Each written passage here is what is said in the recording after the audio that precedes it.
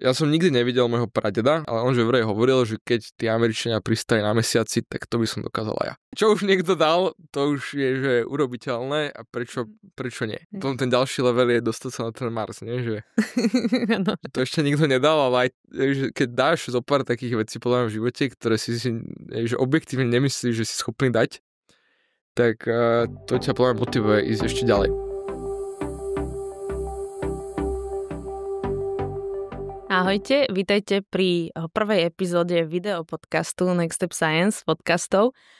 Naším prvým hosťom je Martin Herman, je spoluzakladateľ a výkonný riaditeľ spoločnosti Powerful Medical, ktorá rozvíja umelú inteligenciu na záchranu životov pri srdcovo-cievnych ochoreniach.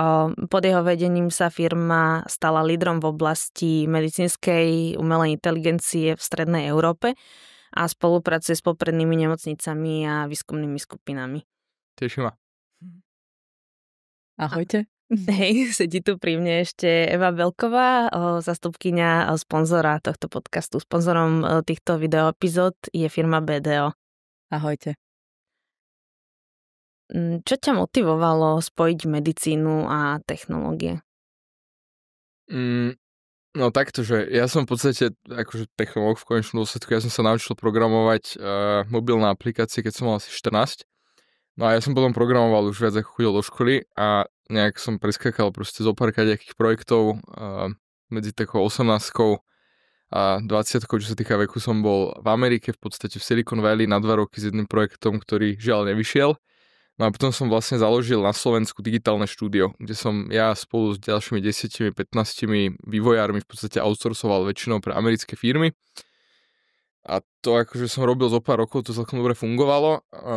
Aj čo sa týkalo toho biznisu, že bol to dobrý biznis, ale že furt sme robili v podstate na snoch iných ľudí za peniaze. Že vlastne tradovali sme čas za peniaze. No a to som si povedal, že už ma nebaví, tak som v podstate všetko predal, čo som mal a dal som dokopy taký budget, že 1 000 000 eur zhruba.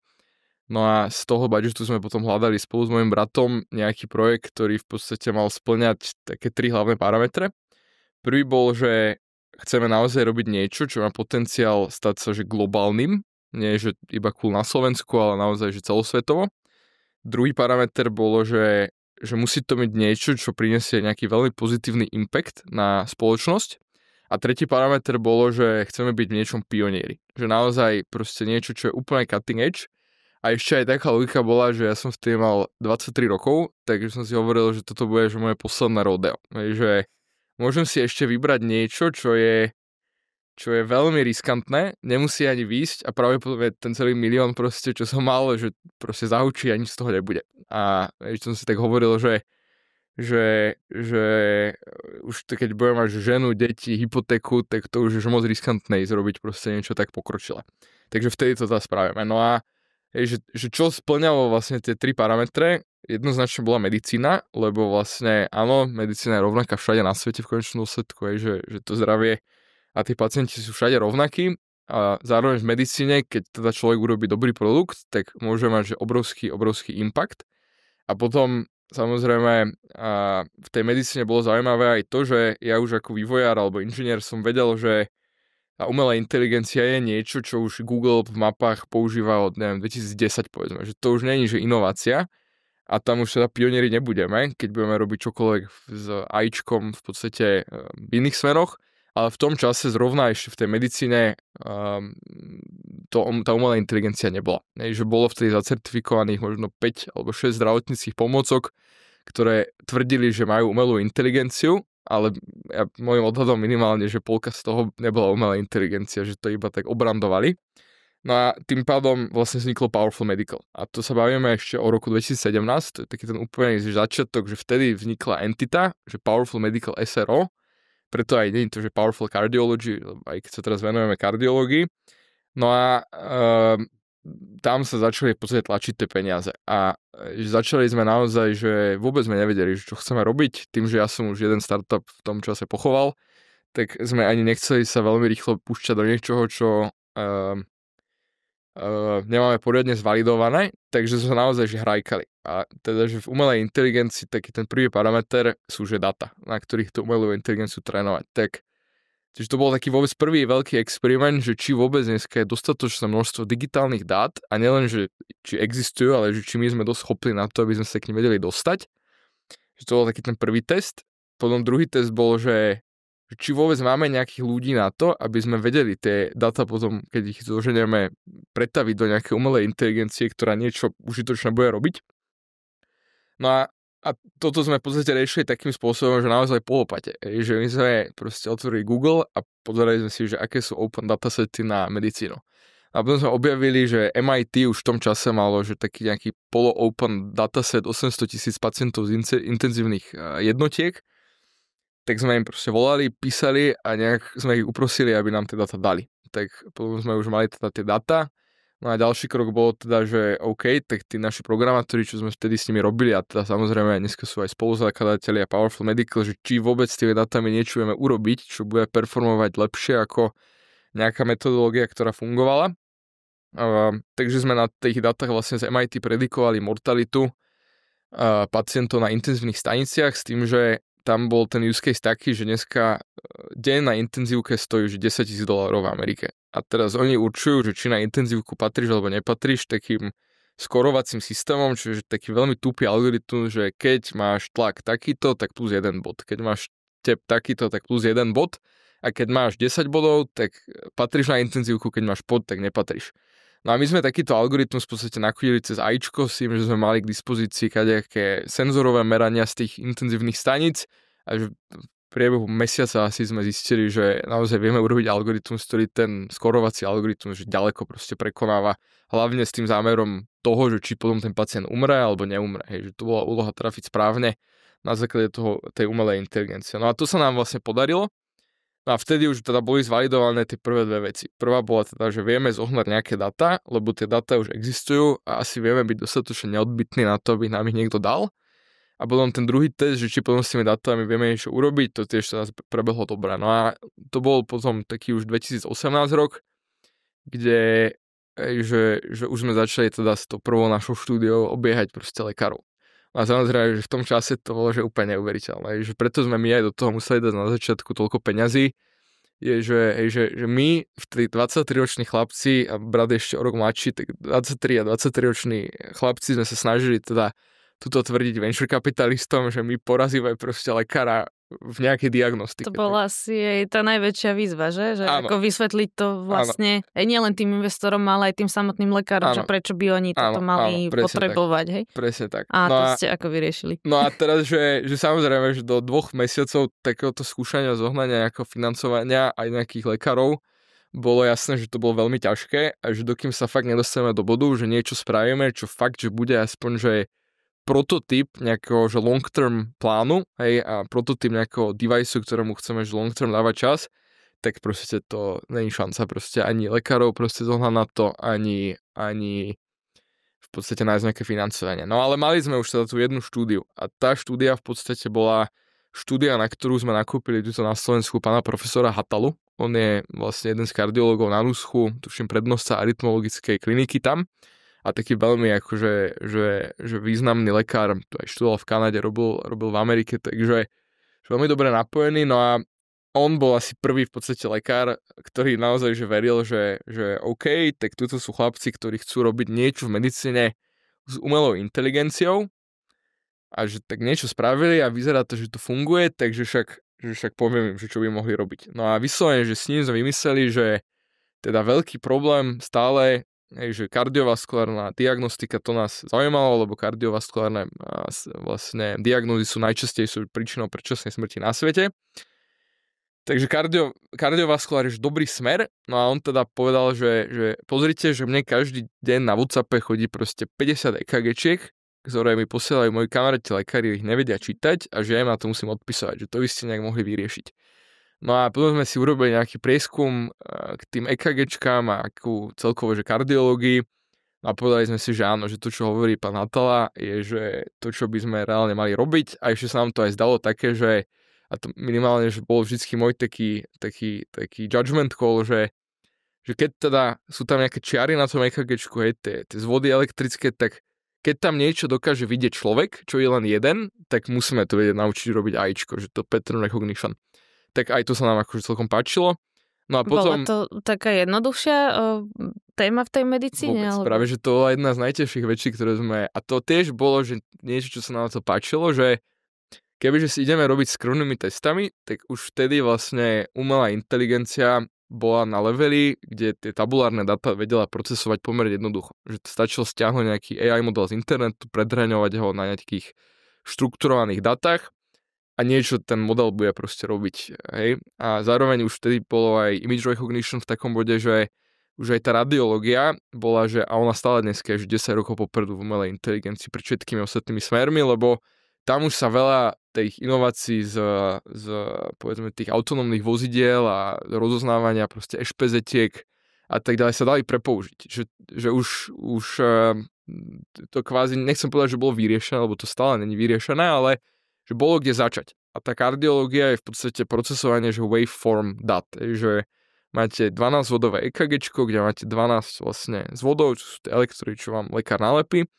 A sú to kvázi, že XY súradnice, no a na to nebolo, že nič. Že aj to, čo málo existovalo na internete, sa nedalo nejako použiť. Že my sme vlastne celú architektúru tých AI modelov museli vlastne nadizajnovať a navrhnúť pokusom a omylom sami, že to bol taký hardcore R&D.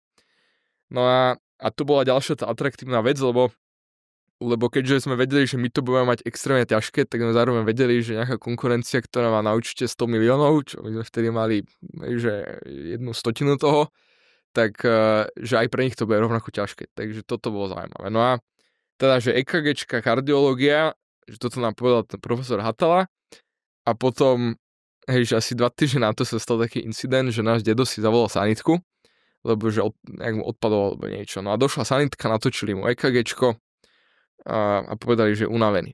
Tak nechali ho tam. Tak a brat došiel potom do školy z univerzity, pozerá EKGčko, cez sa posiela Hatalovi a samozrejme, že rovno bolo treba zaviesť na núsch a dostal implantovaný nejaký akože pacemaker, tuším. No a to bolo už potom taká tá posledná kvapka, že áno, že tuto hovorí, že takýto je problém a potom na vlastnej koži sme videli, že naozaj to je problém a keby proste brat nebol študent medicíny, tak proste dedo umre vtedy. Momentálne mimochodom, že posledný preživší môj starý rodič, teraz bude oslovať 93 alebo 4 v oktobri, takže ešte 10 rokov batériek má určite. Takže vtedy to bolo, že 2019 sa učila tá kardiológia, no a potom sa začala nabalovať. A tie, že sme sa stretli asi s každým, kto sa s nami bol ochotný stretnúť, tak sme potom došli na doktora Jozefa Bartunka, ktorý v tom čase bol že zástupca riaditeľa najväčšieho kardiocentra v Belgicku. On v podstate potom dotiahol ďalšieho, to bol doktor Laur Perl, ktorý je teraz riaditeľ kardiocentra najväčšieho v Izraeli. A títo traja páni vlastne kardiológovia naozaj sú, že aj píšu niektoré smernice kardiologické z Európskeho kardiologickou komorou alebo z American Heart Association, tak oni sú kvázi takí naši co-founderi, ktorí toto všetko s nami spolu vymysleli. A na tomto sme v podstate stávali. Takže že aby som to zhrnul, tak naozaj tá cesta bola taká, že vedeli sme ten smer, aj prečo to chceme robiť. Vedeli sme, že musíme na začiatku asi do toho dať dosť veľa vlastných peňazí, ináč proste sa nedostaneme ani do bodu, že budeme mať nejaký prototyp, ktorý uveriteľne by sa dal financovať, poprípade podporovať nejakými ďalšími lekármi. A takto proste krok za krokom sa to začínalo nabalovať, no a dneska naozaj treba povedať, že sme v stave, kde máme vlastne zacertifikovanú kardiovaskulárnu platformu diagnostickú, ktorá dneska dokáže diagnostikovať 40 kardiovaskulárnych ochorení z EKG. Už to používa cez 100 000 lekárov v Európe.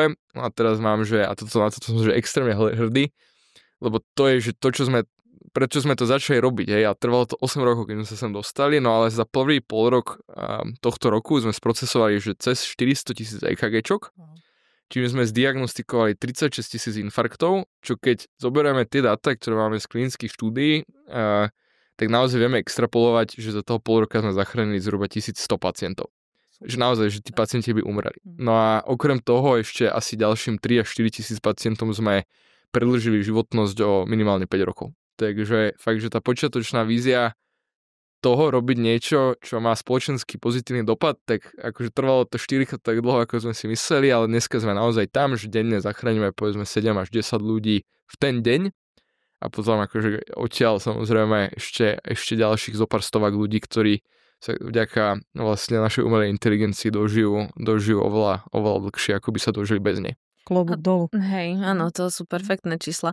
Máte ich aj porovnané s tým, že nejak zohľadnené to, že ako často tí lekári robia pri tom chybu, alebo že okoľko je to lepšie od nejakého skúseného kardiológa? Toto, čo som teraz povedal, tieto dáta počítajú s tým, že iba v 2/3 času, keď my povieme, že pacient má infarkt, ten lekár reálne to bude bať vážne. Realita ale je, že my vieme, že už máme taký silný klinický evidence, zrovna na tých infarktoch, povedzme diagnostika infarktu, tam porazíme, že top 1% kardiologov, ale že konzistentne, že máme teraz iba na ten infarktový use case asi nejakých 30 vedeckých článkov a to je vyslovene, že z celého sveta proste centra, neviem, čo tam máme, Mount Sinai v Amerike, proste tuto v Európe veľa kardiocentier a to je, že vyslovene, že buď retrospektívne porovnávame, že toto spravili lekári a takto pacient dopadol a čo by spravil naše AIčko, ale potom oveľa hodnotnejšie sú ešte tie prospektívne dáta, kde my napríklad vieme zrovna v tom belgickom Alste porovnať time to treatment, alebo čas, kým sa pacient dostane k liečbe.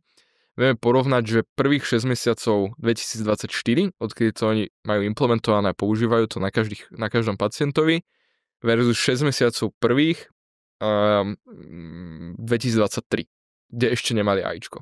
A tam práve vidíme, že v prípade takého štandardného klasického infarktu, ktorý je tak jasný, že aj nejaký záchranár ho vie detekovať z toho EKGčka, tak tam tú dobu, kým sa pacient dostane na stôl, znižujeme, že o zhruba 50 minút a potom v tých ťažkých prípadoch, kde to AIčko naozaj robí rozdiel, že by si to lekári možno nevšimli, tak tam znižujeme, že time to treatment na o zhruba 6 hodín. Takže naozaj signifikantný rozdiel. Infarkty majú liečiť do 90 minút. Iba tak pacient dokáže odísť bez trvalých následkov. Takže už aj tých 50 minút je, že gigantické urýchlenie, ale potom 6 hodín je, že naozaj rozdiel medzi tým, že ten pacient prežije infarkt a potom do 5 rokov umrie na zlyhávanie srdca, alebo že či potom proste bude ďalej žiť bez následkov. Takže že dáta sú a áno, myslím si, že už sa nemôže ani žiaden lekár v podstate naštvať na to, že povieme, že dokážeme tých kardiológov poraziť a tu to dáme ešte... Ale môžeme povedať aj tak, že je to taký suplement, že vy ako keby dávate tú podporu tomu lekárovi a on to potom lepšie, presnejšie vie s tým robiť. No toto je, že by default ani není pointa nahradzovať lekára. No. Že my keď si pozrieme, že kto dneska reálne robí tie EKGčka a prečo vlastne Hatala mal ten tvoj prvotný problém, že mu za deň 50 EKGčok došlo cez WhatsApp, problém je, že 9 z 10 EKG nerobí kardiológ. Robí to všeobecný lekár, robí to záchranár, robí to zdravotná sestra, robí to gastroenterológ, ktorý má že nočnú službu na urgentnom príjme zrovna. A že to sú není lekári, ktorí ad jedna, že majú odkiaľ vedieť čítať EKGčka, lebo to je čo pol roka na vysokej škole z tých 6 rokov, čo majú, riešia kardiológiu. A potom druhá otázka hneď na to je, že na čo? Že na čo by nejaký lekár strácal proste 5 rokov života na tom, že bude sa učiť o EKG, keď dneska tu je proste umelá inteligencia, ktorá ho to vie urobiť za ňo. A teda, že my to tak hovoríme tým lekárom, že není, že umelá inteligencia nenahradí lekára. Umelá inteligencia nahradí lekára, ktorý nepoužíva umelú inteligenciu.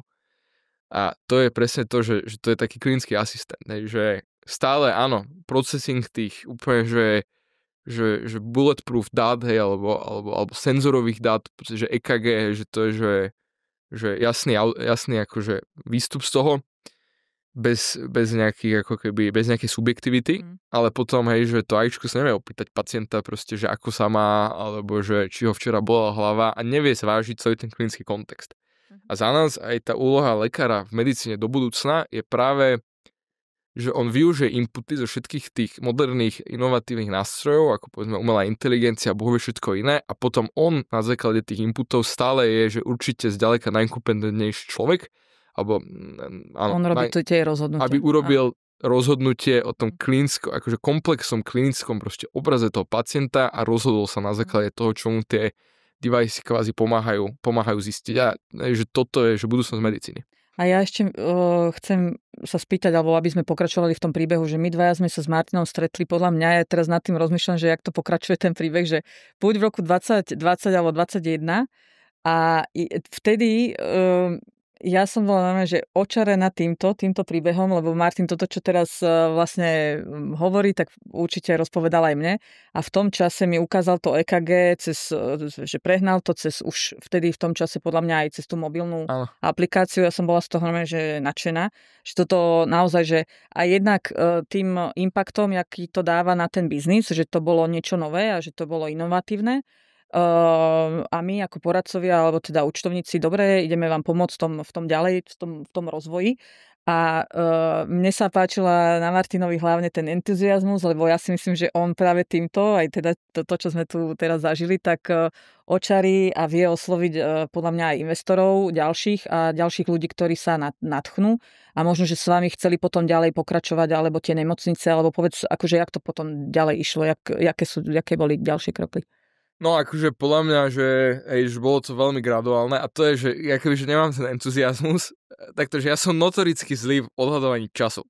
Čo koľko bude trvať, či už svet je ready, že ja troška mám takú nejakú bublinu určite okolo seba a že kebyže vtedy som vedel, že koľko to bude stať úsilia, akože času, peňazí, proste všetkého, tak otázka, či som do toho išiel, ale bol to naozaj, že graduálny taký postup. Že toto by som povedal, že od začiatku sme mali takú prioritu robiť, že naozaj, že s profesionálmi. Že preto napríklad sme išli túto za Evou do BDO, lebo sme chceli robiť s najlepšími. Že rovnako ako mám vlastne BDO na všetky účtovné záležitosti a ďalšie akože konzultačné, tak rovnako sme zobrali aj Kinstellar, čo akože, že by som povedal, že na právnikov.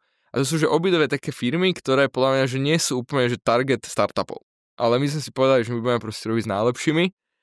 A to je potom aj, že takto postupne sme sa dostali v podstate tam, kde sme dnes, ale už bol to už veľmi taký graduálny ako keby beh na dlhé trate, že stále sme si mysleli, že už sme pri tej ďalšej mete a neboli sme a museli to vydržať a potom ešte ďalej. Ale že ja by som vnímal to celé Powerful Medical určite ako taký slovenský success, že bez BDO by sme to nedali. Že bez Kinstellaru takisto by sme to nedali. A je to, že fakt, neviem, koľkokrát nám došli peniaze? 3-krát? Veľa, ale není to len, možno, že akože není to len tými peniazmi, ale je to možno, že aj tým, že vieme presvedčiť tých investorov, že máme pripravené dáta na to, ako ukázať, v akom stave akurát teraz je ten biznis, že to máme všetko digitálne, máme to proste, je to verifikovateľné v tej chvíli, v tom momente, keď si ty na tom meetingu vieš to ukázať na mobile, že teraz máme takýto... No však preto sme prvýkrát nám došli peniaze, lebo sme mali bordel, hej, že áno, že jedna z tých prvých vecí, čo sme robili z BDO, bolo vlastne, že real-timeový reporting podľa cost center, že na čo koľko míňame peňazí. A dneska to naozaj máme, už pár rokov to funguje tak, že ja si hocikedy viem otvoriť, že Power BI dashboard a viem si proste pozrieť, že presne, že koľko míňa R&D, ešte aj rozkategorizovaná. A viem sa preklikať až pod nejakú ďalšiu faktúru. Takže určite, že tá celá operácia sa sprofesionálnila vysoko nad tým, čo sme my boli schopní predtým urobiť sami. A že potom to je ešte ďalšia taká veľká výhoda je, že ja si nemyslím, že odkedy vy nám robíte účtovníctvo, že ja si nemyslím, že odkedy sme mali že jeden due diligence na nejaké účtovníctvo. Že to oni proste videli, že túto BDO urobilo účtovnú závierku a to bolo, že OK. A vybavená vec. My sa tu akože bavíme aj o tom, že ako je podnikať na Slovensku, lebo toto je vlastne aj podcast ohľadom toho a určite to nie je jednoduché, ale toto je ten... asi tá odpoveď na to, že máte dáta dobre verifikované, uveriteľné, koľko teda, je to veľmi ľahko vypočítateľné, koľko tam ešte treba injekcie finančné a tak ďalej. A potom sa s tým investorom akože oveľa ľahšie a transparentnejšie baví. Takže ja som akože za mňa môžem povedať, že ja som veľmi rada, že táto myšlienka vznikla na Slovensku, že si ju aj udržal na Slovensku, lebo tých lákadiel je milión. O tom môžeš povedať, že aké sú rozvojové možno, že ďalšie veci. Ale tých lákadiel je milión a Martin zostáva na Slovensku a má tu asi preto nejaké dôvody. No akože za mňa na Slovensku je dobrý talent. Že hlavne čo sa týka toho engineeringu, tak my sme proste že špička svetová. A fakt, že ja to dokonca viem doložiť že datami. Že my raz za čas ideme že interviewovať v podstate kadejakých Američanov na inžinierské pozície. A mali sme takého typka, ktorý bol, že Palantir, Slack, Meta tuším, všetky tieto proste firmy, každé 3-4 roky a bol tam že dobrá pozícia, že principal architect, principal engineer, že fakt, že solidný typek, hej, ale tak chápte, že pol mega ročne. Hej. A teraz, že náš AI tým ho strčil do vačku. Proste, že mali sme že nejak pár týždňov bol, že na skúšobke, nezobrali sme ho a proste, že stále platí, že na Slovensku proste ten engineering je, že pomer cena výkon, že brutálne, ale ani nie, že ten pomer cena výkon, to je, že brutálne full stop. Že tu sú fakt, že kvalitní programátori a kvalitní ľudia, samozrejme aj mimo toho programovania, ale tu si myslím, že tam sme že najsilnejší a to je niečo, čo nás navždy kvázi priviazalo k Slovensku, lebo že ja idem akože do veľkej miery taký ten asset model, že sa to snažím vyrobiť proste túto za rozumné peniaze a potom to za tie nerozumné peniaze radšej predať. Lebo kebyže to mám, že vyvíjať za nerozumné peniaze, super. No hej, to je logické. Tak že ja dokážem na tých maržách potom tie americké firmy určite poraziť. Že teraz ide, že Public, jedna taká firma, kardiologická, robia, že radiológiu, že tiež infarktová téma. No oni majú, že minulý rok spravili, že obrat, že 124 miliónov, ale náklady mali 150. A teraz 40 z toho išlo do R&D. A ja rozumiem, že však áno, tiež som že z medicínskeho biznisu a ja viem, že tie klinické skúšania, to je že čierna diera na peniaze. Niekde sa pomýlite a odpalíte 10 miliónov do kanála, lebo proste máte zlý dizajn toho klinického skúšania. Že môže sa to stať aj takým firmám, ako sú oni. Ale že poznám za nich produkt, a teraz, že ja neviem, že čo tam oni robia za 100 miliónov ročne, že chápem, že mali veľa klinických skúšaní, ale je to proste tak, že keď majú 50 programátorov v Amerike, tak to stojí úplne niečo iné ako 50 programátorov na Slovensku. Otázka je, že či sú vôbec že polovične tak dobrí ako tí Slováci, alebo Česi povedzme, alebo Poliaci. Ale potom, že marža je, že oveľa slabšia ako to, čo my ašpirujeme proste mať s tým, že máme vlastne R&D na Slovensku a to je ešte potom ďalšia vec, že ja ako firma, tým, že to predávam v zahraničí a mám ľudí na Slovensku, tak nielen, že ja mám dobrú maržu, ale ja viem mať dobrú maržu aj s tým, že tí ľudia fakt, že dobre zarobia. Že to nie je na úkor toho, že teraz neplatím akože dobre tých ľudí, ale je to vyslovené na tom, že veľmi kvalitný, fantastický pomer cena výkon, oveľa lepšie ako v Amerike, no a keď potom tým Američanom viem predať v podstate produkt dobrý, tak samozrejme, že to je dobré pre podnikanie. A ja ešte, toto je presne to, čo hovorí, že úplne, že súhlasím a ja ešte sa od toho odrazím, že podľa mňa ako keby, že vy už ste dávno není startup, že vy už ste taký celkom rozvinutý scale-up, lebo už sa vám darí na mesačnej báze mať taký pravidelný príjem, že už ste není závislí iba na tých externých na financovaní z externého prostredia, ale skús teda povedať, že jak to už teraz, akože, že teraz táto situácia, alebo že čo vás čaká, alebo aký máš víziu, že už ste teda prešli tú ďalšiu nejakú nejaký stupienok, ďalší ste pokročili a že kam to smeruje. No toto som ja hovoril, že to je vždycky tak, že už sme si mysleli, že toto je tá meta, ktorú musíme dať a potom sme ju dali a ešte bola ďalšia meta a ďalšia meta a ďalšia meta. A teda už momentálne aspoň sa s tým naučili fungovať. Ale za mňa bolo, že 2023 sme vlastne dostali prvý certifikát v Európe. To je, že normálne sme docertifikovali to AIčko ako zdravotníckú pomôcku. Je to pod novou európskou reguláciou v podstate. Ono to je, že zacertifikované úplne rovnako, jak povedzme 2-miliónový CT stroj od nejakého GE alebo tak. Je, že rovnaká komplexita certifikácia napriek tomu, že sme startup. No a my sme si fakt mysleli, že OK, dostaneme ten certifikát a začnú proste cvakať peniaze od klientov. A my sme si uvedomili asi po pol roku, že že toto je, že momentálne sme v stave, že dobre, že keďže máme certifikát, tak už môžeme ísť do nemocnice a nemyslia si o nás, že sme úplne šuflikanti. Hej. Tak potom aj, že zase sme museli odložiť proste commercial a nejaké proste obraty, revenue, profit ani nehovorím, tak zase odložil. Takže dobre, že tak teraz musíme spraviť, že klinické skúšania na to, aby sme presvedčili tých lekárov, že to naozaj funguje. Tak sme si hovorili, že dobre, že tak teraz budú nejaké klinické skúšania, ktoré teda ukážu, že to funguje, to AIčko akože samé o sebe, na tej diagnostickej úrovni, tak si myslím, že dobre, že teraz bude ten čas, kde si vyberem, že my máme taký interný vtip s chaladmi, že si vyberáme, že stitching na naše Porsche. Že aký stitching bude na tých sedadlách. Tak už sme si hovorili, že dobre, že teraz vyberáme stitching. No a že takýto stitching si vyberáme. No a že tak vyrobili sme prvé klinické štúdie, no a samozrejme, že žiaden stitching sme nevybrali, zase proste bolo, že ďalšia meta, že dobre, že tak už oni všetci veria, že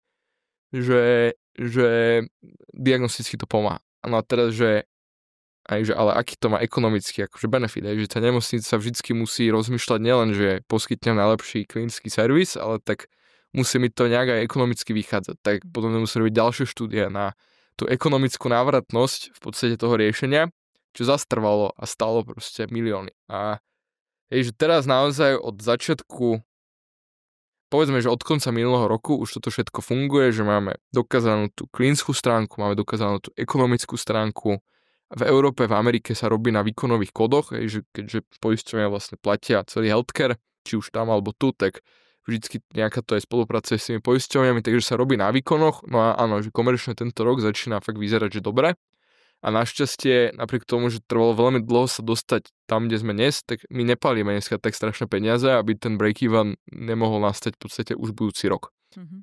No a tak samozrejme v takom typickom startupovom fashion, akože za nás break-even není úplne to, čo chceme, že fakt každé euro, čo zarobíme, my investujeme naspäť do ďalšieho rastu a reálne, že tá meta toho proste zarobiť prvých 10 miliónov ročne je, že podľa mňa ešte 2-3 roky ďaleko a že to je opäť naviazané na nejaké milníky, ktoré musíme dosiahnuť. Že áno, v medicíne proste ty musíš sa stať takzvaným, že standard of care, zdravotníckym štandardom a to dosiahneš tak, že v podstate sa dostaneš do zdravotníckych smerníc. Že presvedčíš asociácie, ktoré píšu tie smernice, že to tvoje riešenie má signifikantný benefit nielen na ten akože immediate klinický outcome, ale aj na tú ekonomiku.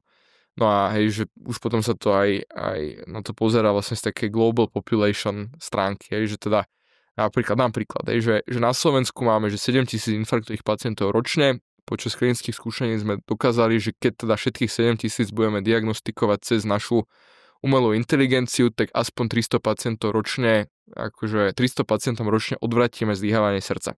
Čo je diagnóza, ktorá na základe Všeobecnej zdravotnej poisťovne stojí 4,250 eur ročne a zrazu dokážeme kvantifikovať, že teda OK, tak teraz potrebujeme poisťovňovací výkon, ktorý nám dá proste nejakú sumu a tá suma musí byť v podstate, že nižšia ako to, čo my vieme ukázať, že odvratíme v kostoch na zlyhávanie srdca. Takže toto všetko ešte akože musí nastať, no a aj takto sa potom staneme tým zdravotným štandardom, že bude naozaj dohľadnené to, že klinicky to funguje, ekonomicky to dáva zmysel a má to potom, že to sa začne naväzuje na tú klinickú časť, že to má že signifikantný benefit na mortalitu, že to naše riešenie teda zachraňuje naozaj životy. A teda už zachraňuje životy aj na Slovensku? Áno, že máme tu na Slovensku napríklad zopár vlastne súkromníkov, ktorí to používajú, súkromné nemocnice a momentálne dokonca prebiehajú rokovania s ministerstvom zdravotníctva, kde je to určite jedna z ministerských priorít toto presediť na Slovensku a toto nás veľmi teší, lebo predsa len, že sú regióny napríklad v Alste v Belgicku, je, že to používa 200 lekárov všeobecnej medicíny, všetky urgentné príjmy, všetky kardiocentra. Že tam už to je, že closed off systém, že tam každé EKGčko takmer, ktoré sa klinicky natočí v tom regióne, ide cez nás. Mm-hmm.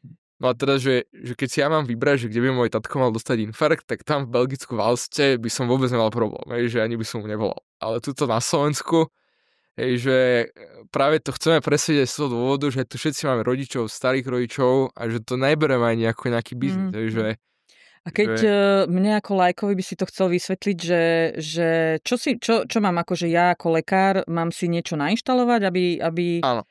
Čiže mne stačí to si nainštalovať niekde do počítača alebo do mobilu. Máme takto, že keď si jednotlivý lekár, že potom všeobecný lekár, tak máš apku a to je že apka, kde odfotíš EKG záznam z hociakého stroja, my ho zdigitalizujeme a potom robíme diagnostiku 40 rôznych Čiže pošlem to do tej vašej apky a mi vyjde diagnoza, že... Áno. A kebyže si nemocnica, tak samozrejme to už je že enterprise-ové riešenie, že tam je že webová aplikácia zaintegrovaná do nemocničného informačného systému. Ak oni majú nastavený systém, že digitálne ukladajú všetky EKGčka už niekam, tak už nič nefotíš, už to ťaháme rovno odtiaľ. A len potom využívame tú apku, aby sme ich notifikovali, že akurát ti došiel na urgent infarktový pacient. Akurát tu máš pacienta so zlyhávaním srdca. a tak ďalej a tak ďalej. No tak možno si toto vypočuje niekto z ministerstva zdravotníctva a to troška zrýchli to schvaľovanie. A ja si myslím, že momentálne tam je že veľká vôľa. Momentálne musím povedať, že tam je že veľká vôľa. A hej, že aj my sme do toho dorastli. Hej, že áno, už dneska vieme ministerstvu dať možno také dáta, ktoré sme nevedeli dať, či to je tá klinická stránka alebo tá ekonomická stránka. A za nás sú proste krásne tie riešenia, keď to je že win-win-win pre všetkých. Hej, že keď si štát bude môcť povedať, že áno, spravili sme profitabilnú investíciu dlhodobú, hej, že túto Powerful Medical zaplatíme zo pár miliónov, ale ročne ušetríme 30 miliónov, povedzme. Pacient si povie, že áno, win, lebo teraz sa dostanem k dobrej liečbe oveľa rýchlejšie, ako by som sa dostal predtým, ak sa vôbec predtým akože vedel dostať, lebo veľa pacientov nám tu uchádza. A potom samozrejme win aj pre Powerful Medical a našich investorov. Hej, že áno, treba povedať, že u nás je to teda, tá logika toho je, že my sme si veľmi istí, že keď postavíme, že veľmi dobrý produkt, ktorý pomôže veľa ľuďom, tak samozrejme na tom dobre zarobíme. A to, že od začiatku podľa mňa je celkom jasné v Powerful Medical, že to není úplne, že taký level R&D, že my žijeme nejakých grantov. To je, že väčšina, že do dnešného dňa máme nejakých 17 alebo 18 miliónov eur a z toho dobrých 16-17 boli vyslovene súkromní investori, ktorí samozrejme investujú do startupov, lebo očakávajú return on investment. Hej. Takže že by sme jasný for profit, to určite treba povedať a ten cieľ je určite jedného dňa teda tú firmu predať alebo zaísť to na burze alebo tak a vrátiť akože tým investorom veľa peňazí, len za mňa toto je tá vec, že dá sa to robiť proste na veciach, ktoré že sú veľmi prospešné a potom samozrejme dá sa to urobiť aj na takých menej prospešných veciach, že my sa snažíme teda, aby to bolo niečo, čo naozaj bude veľmi prospešné. Je nejaká ďalšia téma v rámci medicíny, ktorú by ste videli ako takú víziu pre... Máme teraz ešte aj vlastne dcerskú spoločnosť, ktorá rieši radiológiu. Tá je tak povedzme 3 roky za Powerful Medical, čo sa týka vývoja. Že v porovnaní s našimi 18 miliónmi tam zatiaľ rozpočet bol necelé 2. Že oveľa skorej. Aj keď teda Eva vie, že u nás to tiež začalo, takže ja nechcem povedať, že smiešné peniaze, len ja som už pokrivený proste z tej medicíny, že tam čo klinické skúšanie, tak to ja už hneď vidím, že 7-ciferná suma, a to potom postupne nabiehal, tak tam ešte menej toho kapitálu nainvestovaného, ale momentálne to je tiež vo fáze, že to používa nejakých 46 nemocníc. A pointa vlastne toho softvéru je, že sme spravili automatizačnú platformu na radiológiu.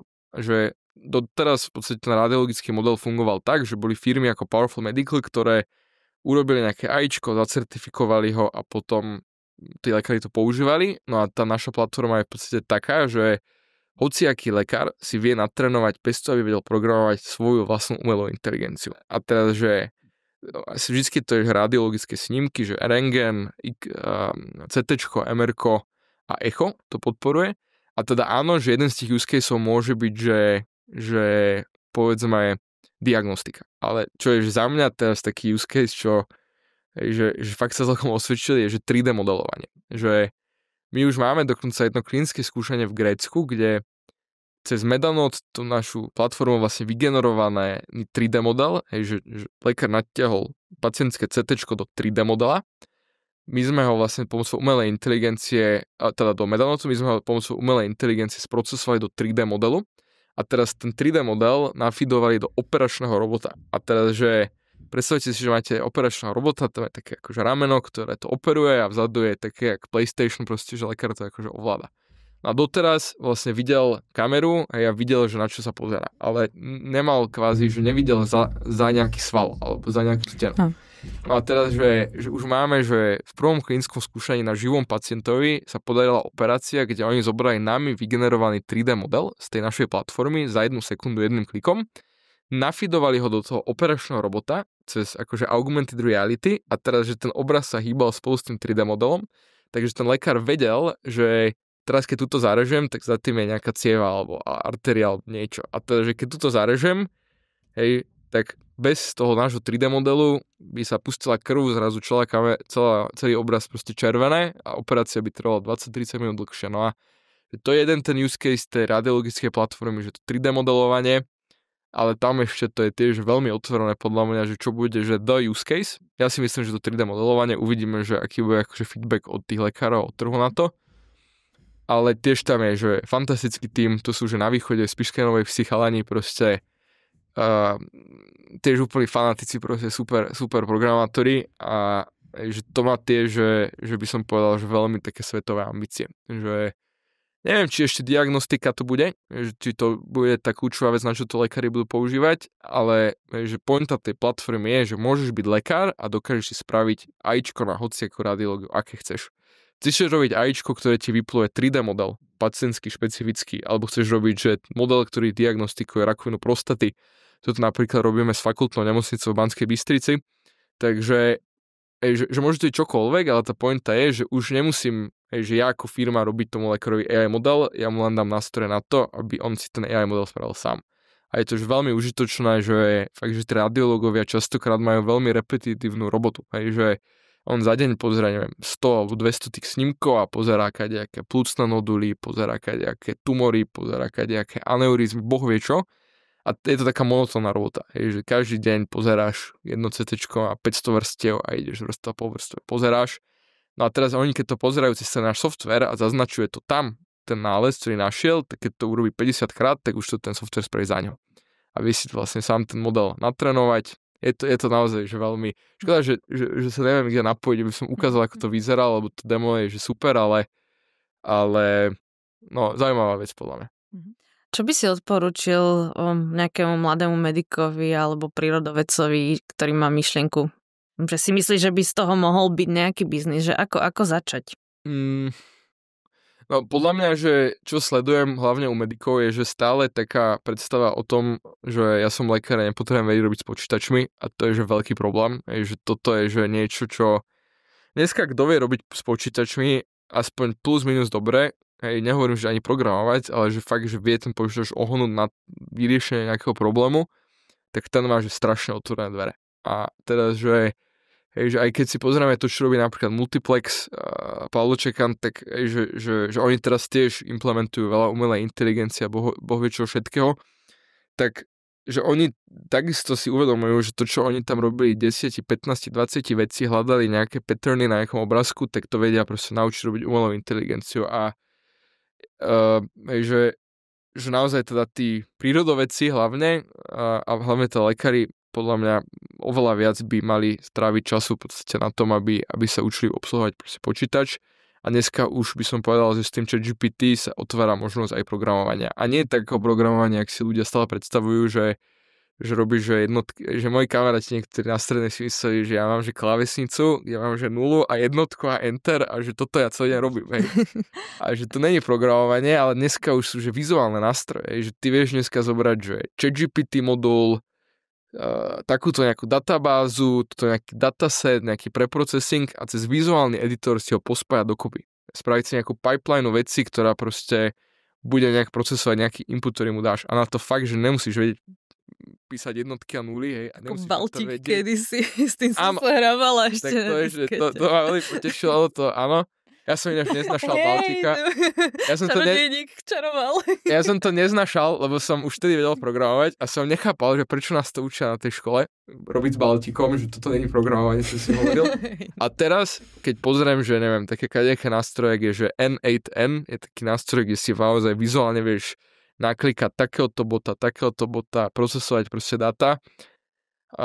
Je zopár proste takýchto nástrojov, takže dneska fakt vôbec nemusíš vedieť nič robiť na počítači, keď vieš použiť ChatGPT, tak on ti tomu sa navrhne to riešenie, povie ti, že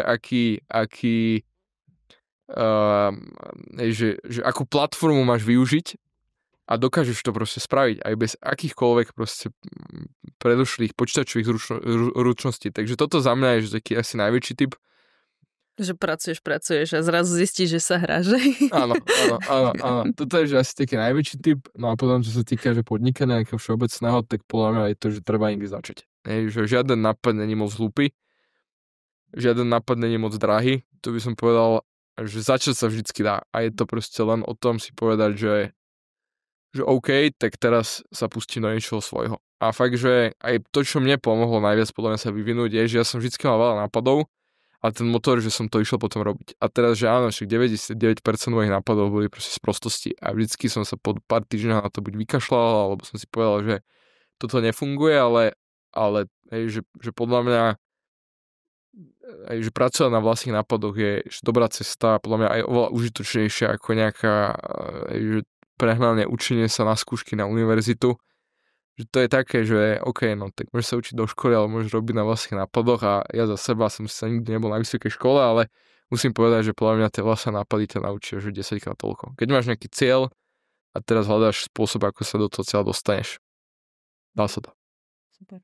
Hej, no. Tak treba aj tých odborníkov, čo proste vedia aj tú medicínu. Hej. S nimi ste to vlastne konzultovali, veď to si spomínal. Áno, ale však to hovorím, hej, že však áno, napríklad, že asi som za to, aby lekári stále chodili že na vysokú školu, že asi nie je úplne smart. Sa to učí s chatom GPT. Áno, že to asi nie je úplne že smart, ale že potom na druhej strane, aj keď sa opýtate na že môjho brata, tak ja si to úplne pamätám, že on keď dokončil tú medicínu, dostal ten diplom a išiel do nemocnice a teraz volá strikovi lekárovi, že počúvaj, že čo mám robiť, že ja vôbec neviem. Ale hovorí, že opýtaj sa sestriček. A on naozaj po 6 rokoch medicíny, on by nevedel zašiť pacienta, proste zobrať krv, tak, hej, že takú modrinu by mal ten pacient. Že on sa to všetko naučil až potom v praxi v tej nemocnice, takže to podľa mňa vždycky treba aj že zvažovať, že napríklad pri tej vysokej škole, že či naozaj potrebuješ mať Ačko z každého predmetu versus, že či tie 3 hodiny denne neinvestuješ radšej do toho, že pôjdeš, že keď si lekár do tej nemocnice niečo operovať, hej, a to je, že podľa mňa lekári sú v takej pozícii, že oni keď povedia, že mám 3 hodiny času, niečo by som išiel do nemocnice robiť s pacientmi, tak to je musia dovoliť proste, že máme taký nedostatok lekárov, že každá ruka sa tam zíde. A keď nie, že v nemocnici, no tak nech si vymyslí nejaký výskum. Že niečo skúmať, niečo badať. Áno, to, čo robíme my, je, že hardcore umelá inteligencia, že to je veľmi technické, ale že taký inovačný potenciál v medicíne ešte aj tými konvenčnými technológiami, že mobilné aplikácie, telemedicínske, kadejaké, že videohovory, boh vie čo, že to není úplne, že ty v podstate teoreticky aj v tej medicíne vieš prepoužiť niečo, čo v nejakom inom odvetí už roky funguje. Není to tým pádom, že technologicky úplne že na špičke, ale stále to v tej medicíne spraví obrovský rozdiel a bude to brané ako gigantická inovácia. Vyzeráš byť taký veľmi nadšený človek. Úplne z teba to tak od začiatku srší, že si držíš taký ten entuziasmus. Ako to robíš? Lebo veľa ľudí sa jednoducho demotivuje nejakým prvým, druhým neúspechom a povedia si, že tak nemám na to, idem, ja neviem, robiť niečo repetitívne, niekde sa zašiť. Neviem, akože podľa mňa to je aj povahou, lebo ja som si tiež akože kedysi myslel, že každý musí byť taký ako ja som nechápal, že čo tí ľudia, a niektorí ľudia proste to v sebe majú. Ja by som povedal, že viac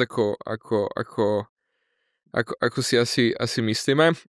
A potom sú niektorí ľudia, ktorí nemajú v podstate nejakú takú ambíciu, že sám podnikať, ale sú zase dobrí v niečom inom. A toto je podľa mňa, že treba si to nájsť, no ten môj entuziasmus, akože treba byť troška blázen. No. To zase, že kebyže nie som troška blázen, tak asi není ani úplne smart zakladať startup. Lebo to proste človek bez toho, aby si vedel povedať a preniesť sa niektorými vecami a že aj dlho vydržať, v podstate riešiť robotu, malú spánku, veľa cestovania, boh vie čo, že treba akože byť troška blázen, ináč sa na to vykašleš.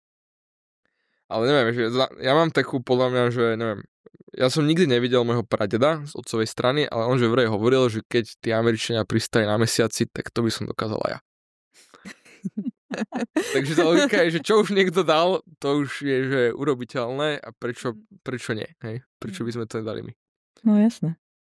Potom ten ďalší level je dostať sa na ten Mars, nie? Že to ešte nikto nedal, ale aj že keď dáš zo pár takých vecí podľa mňa v živote, ktoré si že objektívne nemyslíš, že si schopný dať, tak to ťa podľa mňa motivuje ísť ešte ďalej. Že napríklad keď som bol v Amerike, tak som býval že na Koronáde. A to boli na Koronáde jedna z 2 základní, čo sú že Navy Seals. To sú tie špeciálne jednotky amerického námorníctva. A veľa mojich kamarátov bolo v podstate tých Navy Sealov. A oni hovorili všetci, že proste keď si myslíš, že si na 40%, na úplnom pokraji svojich možností, tak si na 40%.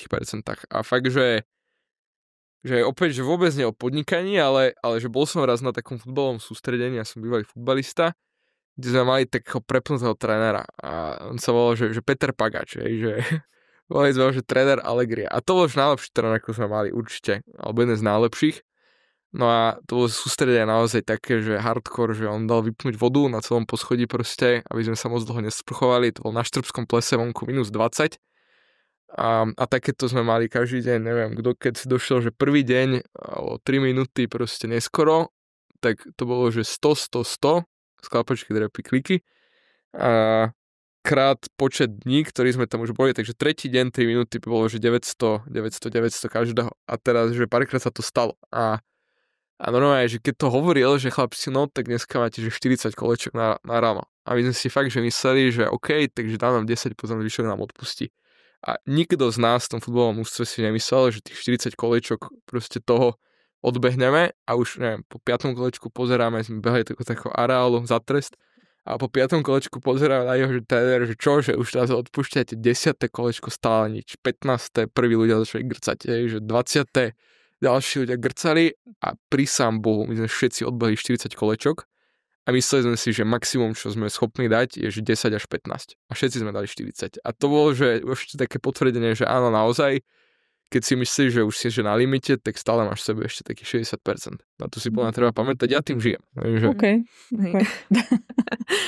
Čo by si na svojej kariérnej ceste urobil inač? Asi by som oveľa skorej išiel do Ameriky. Takže aj teraz v podstate to Powerful Medical mohlo byť ďalej, kebyže prioritizujeme americký trh voči európskemu. Asi hlavne kvôli tomu, že v Amerike sú troška viac popredu a čo sa týka toho poisťovacieho systému, v Amerike je podľa mňa, že v tom zdravotníctve veľmi taká tá jasná incentíva peniaze. A my podľa mňa zabúdame, a bavili sme sa aj s Evou teraz pred chvíľou o tom, že my v Európe zabúdame, že to zdravotníctvo není zadarmo. Že oni nám to reálne, my platíme do zdravotky, len to väčšinou ľudí nevie, lebo to, čo im dojde na účet, je čistý plat. No a v Amerike tým, že sú tak clear-cut tie peniaze v tom zdravotníctve, tak zrazu tie nemocnice majú oveľa väčší záujem inovovať. Že argument toho, že v Amerike viem slúbiť nemocnici, že teraz ušetrím ti ročne 2 milióny. Hej, alebo zarobím ti 3 milióny akože navyše, je že oveľa priechodnejší argument ako čokoľvek iné, lebo to je že jednoznačné. Hej, to je, že dokážem ti, že ušetrím ti toľko to peňazí, zarobím ti extra toľko to peňazí. A teraz, že keď to naozaj dokážeš, tak tí Američania to od teba kúpia. A tu v Európe je to také, že no, že ale že my sme aj tak v každej nemocnici v mínuse 20 miliónov, že nás to úplne nezaujíma, že či ušetríme alebo zarobíme navyše, lebo aj tak nám to zle bude vychádzať a to podľa mňa, že veľmi bráni, hej, že európskej inovácii v zdravotníctve. A teda, že smutné, a to je, že také aj, že by som povedal, že bytie na poplach, že to nehovorím, že ja, Martin Herman, proste startupista, Powerful Medical, to je, že my chodíme na tie kardiologické kongresy a tam je, že Philips, GE, proste Siemens majú stánky a naposledy som takto bol, že v Londýne a prezentovali tam, že stroj, neviem čo, angiogram nejaký nový, čo vedel, Boh vie čo robiť. A teraz, že no, že toto je, že on the market v Amerike už posledných 5 rokov a teraz pýtame sa, že kedy to releaseujete v Európe. A oni, že o 5 rokov, že keď už to v Amerike všetkým predáme a už ten predaj tam bude ťažký, tak vtedy to budeme predávať možno aj v Európe. A to je, že oni sa pasujú úplne rovnakou vecou ako my. Hej, že keďže v Amerike je medicína biznis, tak tam, keď dáš dobrý business case a nejaký case na return on investment pre tú nemocnicu, tak tá inovácia sa tam dostane. V Európe v podstate ty ten business case robíš stále kvázi štátu. Hej, lebo vlastne štát vyberá vlastne, alebo je na vrchole pyramídy celého toho zdravotného poistenia, takže v podstate za všetko platí štát a tým pádom aj štát má najväčšiu incentívu šetriť. No a to vždycky je proste oveľa dlhšia diskusia ako v Európe. No a toto je jedna vec, že nám aj hovorí na začiatku, že spravíte prvé FDA approval v Amerike, americkú certifikáciu a že rovno urobíte ten komerčný launch vlastne rovno v Amerike. A bol vtedy, že najväčší čas covidu, tak sme si aj povedali, že teda áno, aj tak nemôžeme ísť do Ameriky, tak najprv zacertikujeme v Európe, potom keď skončil covid, už sme boli tak ďaleko s certifikáciou, že už si povedali, že dorobíme.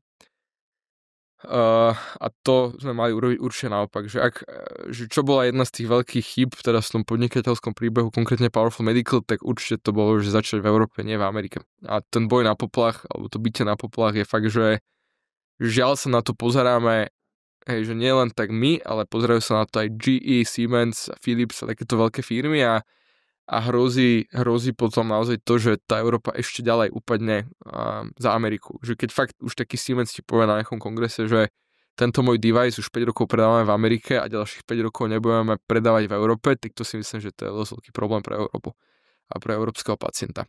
Takže toto by som už povedal, že chyba číslo 1, mohli sme byť ďalej. A hej, že aj tak to dneska tak je, že ten náš fokus je Amerika a my sa k tej Európe vrátime, až keď tej Amerike zarobíme nejaké peniaze, ktoré nám umožňa túto pretlačiť kadejaké skostnatelé štruktúry, proste, ktoré ešte v tej Európe existujú a aj kým si reálne z tej Ameriky spravíme budget na to, aby sme vedeli proste ísť do 3 až 4 ročného procesu na riešenia nejakého výkonového kódu, povedzme, že v nemeckom poisťovacom systéme. Hej, že na to ja ako startup žiaľ nemám čas. Takže ja dneska zacertifikujem môj device a v Nemecku, dokým nebude výkonový kód na to, aby nemocnica dostala zaplatené za to, že ten device používa, tak tá nemocnica ten device nebude kupovať. A jak ako startup ja mám zafinancovať 4 roky proste toho, že tu platím ľudí, robím na tom poisťovacom výkone, že to ani tí investori nezožerú, že počúvaj, potrebujem 10 miliónov na to, aby som o 5 rokov v Nemecku zarobil 10 miliónov. To nikoho nezaujíma. Slabý business case. Mm-hmm. Ako vyzerá tvoj bežný pracovný deň? No momentálne som sa stal otcom. Gratulujem. Ďakujem. Takže mám 2-týždňovú dceru, či 2-mesačnú dceru a tak momentálne je to také kostrbaté. Ale ja som nikdy nebol čo taký, že super skoro vstávam ráno, hej, že také tí podcasteri premotivovaní, čo vstáva o 4:30 ráno, ide dávať ice bath. To nie, ja sa zobudím o 8:00, dám si že ľadovú sprchu, no a potom vlastne začínam aj pracovný deň. A je to, že veľmi variabilné. Je to, že áno, väčšinou sa snažím na začiatku týždňa robiť také tie dôležitejšie veci, zároveň sa snažím na začiatku dňa, keď som ešte fresh, robiť tie dôležitejšie veci, ktoré vyžadujú nejaký väčší fokus a brain power, ale keďže robíme veľa do tej Ameriky, tak reálne ja do obeda vybavím vlastne Európu a potom po obede začína úplne nový deň v Amerike, takže často som potom až, neviem, chodím spávať o 2:00, o 3:00, že som veľmi dlho hore. A že kedysi to bolo práve kvôli tomu, že tí Američania, že v Kalifornii 12 hodín na obed, tuším, že je že polnoc u nás v Bratislave, takže to proste, keď oni chceli volať o 12:00, tak ja som o polnoci proste volal. No a teraz je to tá dcera, že máme to tak podelené so ženou, že ona sa vlastne stará cez deň a ja som vlastne, že mám prvú šichtu v noci. A takže teraz síce nevolám, že od 10:00 do 2:00 ráno, ale hrám sa malo. Takže to 24/7, hej, už proste s deťmi máš iné vnímanie tohto. Áno. Že kedy si dostupný a nedostupný. Áno. Ale ináč je to veľmi, veľmi, veľmi veľká sranda. Takže určite je to veľká sranda s tým dieťaťom. Veľmi sa z toho teším. Hej, to je taká ďalšia výzva. To je, akože to mi hovorí chalani vo firme, že toto je že najdôležitejší product launch. A je to tak. Ináč je to sranda, že mňa čo napríklad že veľmi fascinuje. Ona má teraz že 8 týždňov a že to fakt, že vidíš, jak sa to decko narodí a je taký zemiačik proste, že vôbec nevie ani pozerať, proste nevie ani ručičkami a ono mi to troška pripomína to AIčko a zároveň mi to ukazuje, že ako sme my reálne ďaleko ešte od tej akože AGI, to General Intelligence, že sú teraz všetci ako my sme strašne ďaleko od toho, lebo to decko fakt, že každý deň urobí proste nejaký pokrok a že vidíš, že ja som sa nejaké všimol, že v nejakom bode tak začala tak troška poškulovať jedným okom a ja som si uvedomil, že ona nechápe proste vôbec, že koncept nejakej že perspektívy alebo hĺbky obrazu alebo že to všetko sa učí a podľa mňa na to ako dospelí ľudia, že zabudáme, že jednoduché koncepty, no a teraz, že späť tej general akože artificial intelligence, tak tak to je podľa mňa, že problém, že aj to, čo dneska robí ChatGPT, tak to je že tupá štatistika, proste ono to predikuje, že aké ďalšie písmenko asi najlepšie bude vyzerať proste